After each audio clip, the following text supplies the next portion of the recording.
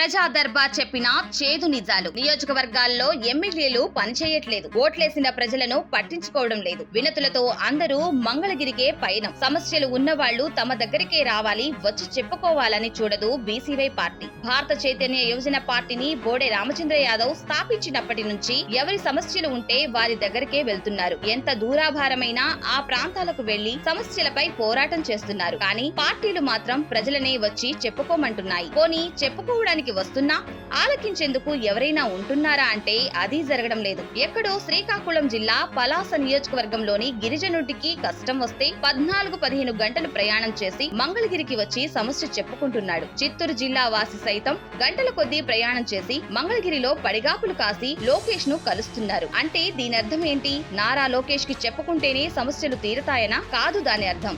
జిల్లాల్లో నియోజకవర్గ స్థాయిలో ప్రజల సమస్యలు తీర్చేంత తీరిక టీడీపీ ప్రజా ప్రతినిధులకు ఉండటం లేదని.